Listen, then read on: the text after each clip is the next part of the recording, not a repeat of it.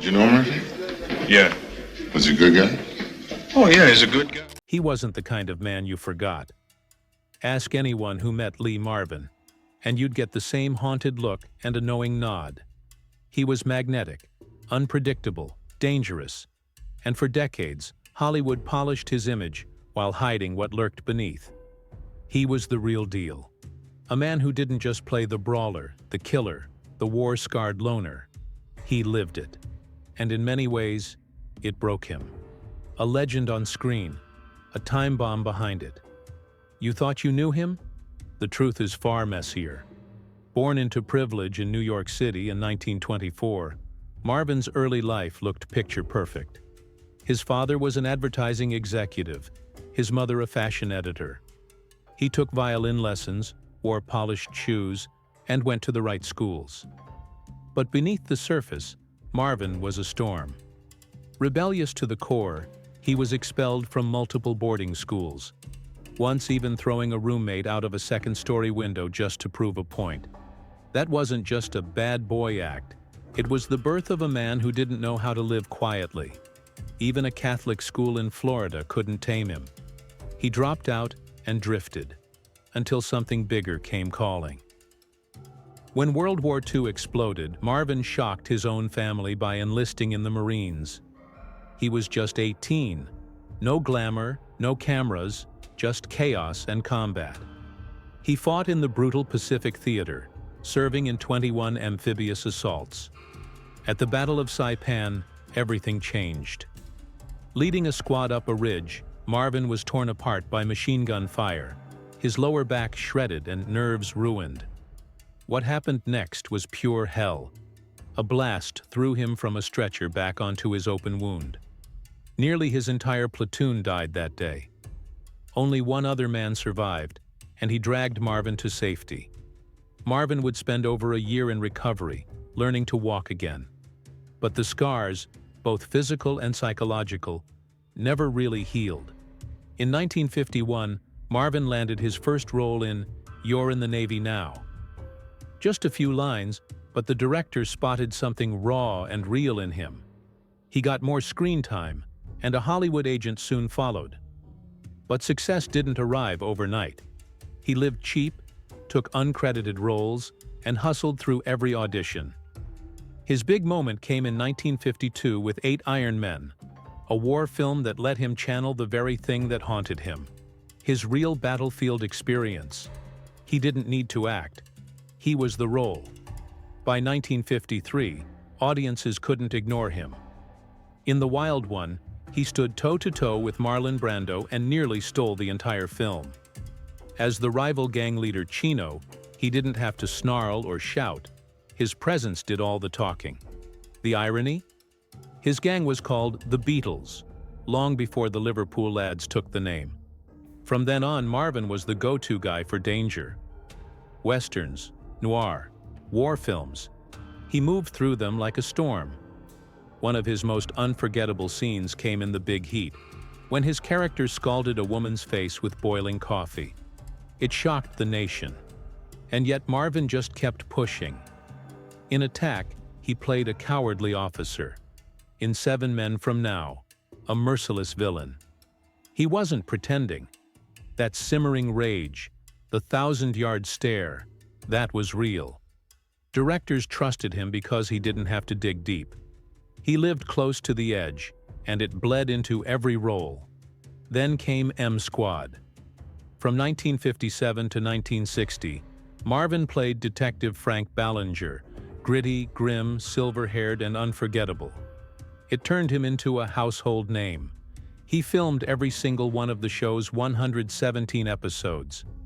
He even appeared in commercials, cigarette in hand, promoting the sponsor.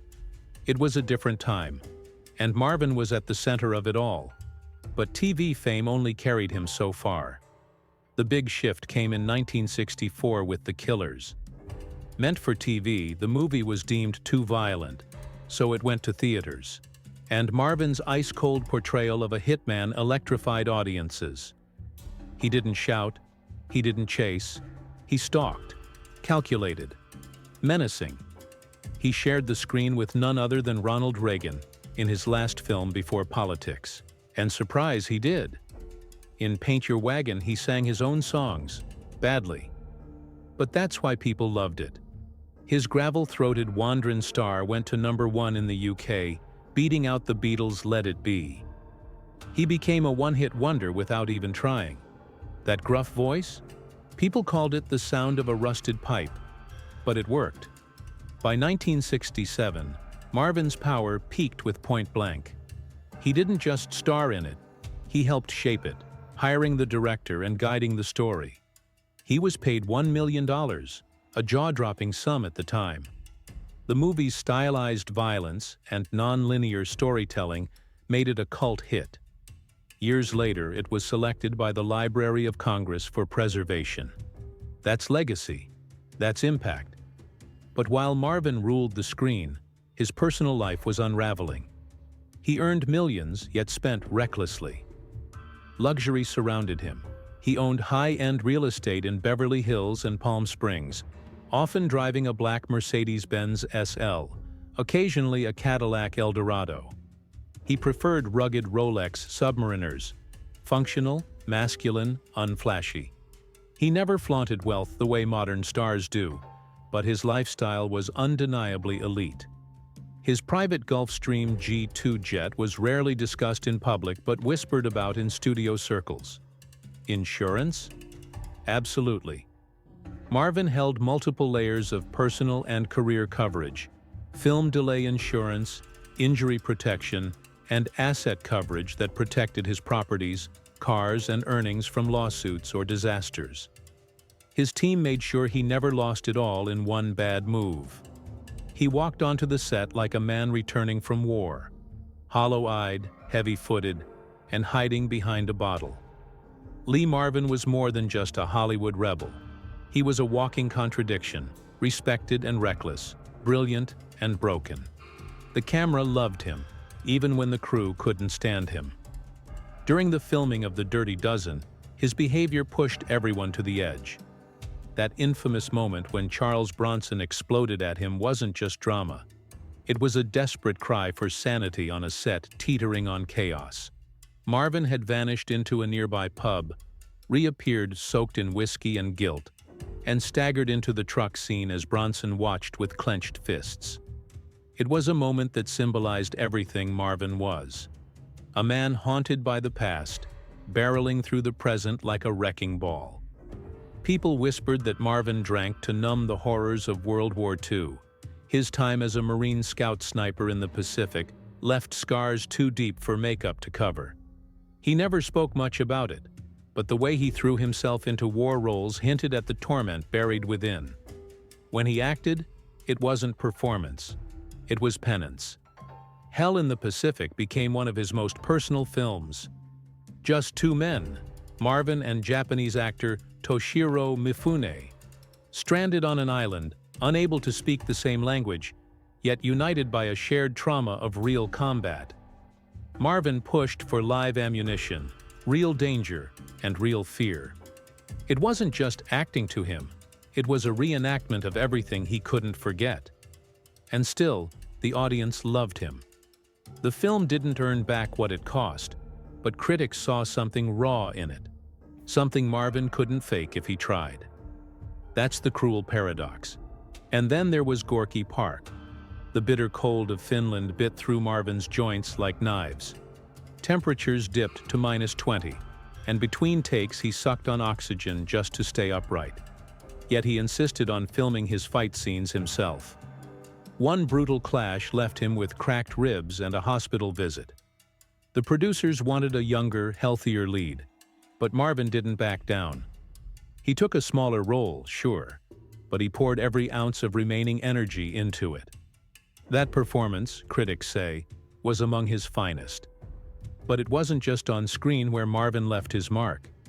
His financial story is one of Hollywood's lesser-known sagas. Despite his chaotic lifestyle, Marvin managed to build a surprising fortune over the years. At the peak of his career in the 1960s and 70s, he commanded up to $1 million per film. Adjusted for inflation, that would be roughly $7 to $8 million today per project. His lifetime earnings crossed $35 million, though a significant portion was lost to legal battles, particularly the one with Michelle Triola, his longtime partner, which led to the infamous palimony case. By the time of his death, Marvin's net worth had dipped to around $5 million, primarily because of lifestyle choices and legal disputes. Yet what he left behind told a deeper story. He owned multiple real estate properties, including a Spanish-style home in Tucson, Arizona, valued today at nearly $3.2 million, and a coastal property in Malibu that later sold for over $4.5 million. While Marvin never flaunted his lifestyle, insiders recall his taste for quality. Vintage cars like the Shelby Cobra he insisted on using in The Killers, and a deep appreciation for high-end timepieces, often wearing Rolex and Hamilton watches during shoots and interviews. Curiously, Marvin also invested in film production when no one else would. He co-financed The Killers, personally convincing Ronald Reagan to play a villain, a move that shocked America. His insistence on using the Cobra gave the film a cult cool factor, while his uncredited script rewrites on The Dirty Dozen saved the studio thousands. He was more than an actor. He was a creative force, unpredictable, but undeniably committed. Behind the brawls and binge drinking was a man quietly obsessed with music.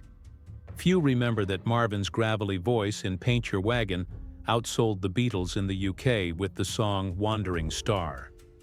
It was an unexpected hit, showcasing a vulnerability that movies rarely let him explore.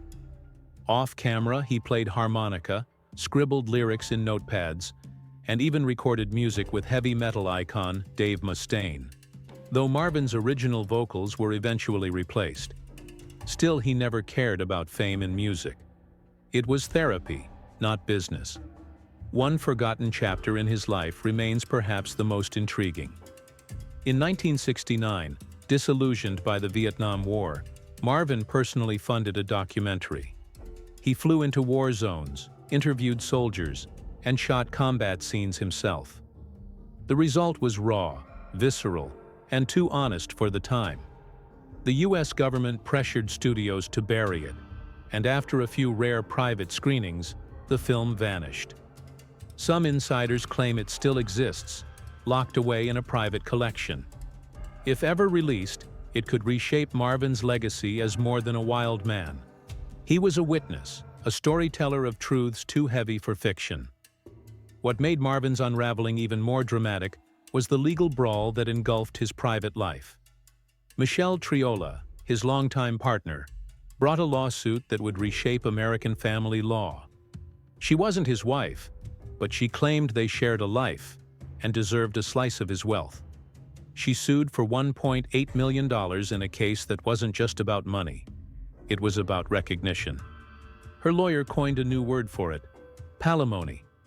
And in 1976, the California Supreme Court cracked the door open for her to try. What followed was a media frenzy. The trial felt less like a courtroom and more like a circus. But here's where it gets deeper. Michelle claimed she gave up children, her career, and her future for Marvin. She presented love letters, claimed he proposed, shared intimate sacrifices. Marvin? He flatly denied it all. He didn't just refute her story, he joked about it, saying she should have chosen a more marketable last name like Cooper. It was cold, calculated, and controversial. And yet, after 11 long weeks, the judge ruled against her. No payout, just $14,000 labeled as rehabilitation support. As Lee Marvin's legal war ended, his health battle escalated. The man who once faced Nazi gunfire in World War II now couldn't face the morning without pain. His final film, The Delta Force, paired him with a rising Chuck Norris. But even that couldn't hide the truth. He was physically broken. Audiences saw it. His gait had slowed, his delivery was tired, and his signature toughness felt acted. Off camera, his stomach flared with pain. Doctors diagnosed colon inflammation, but it was only the surface of something more insidious. Behind the scenes, Marvin was already withering. In Arizona, his sanctuary became a prison. When he was admitted to the hospital, doctors eventually discovered valley fever, a fungal infection that hits hardest in the Southwest. In most people, it passes. But Marvin, whose lungs were ravaged by decades of chain smoking and alcohol, couldn't fight it.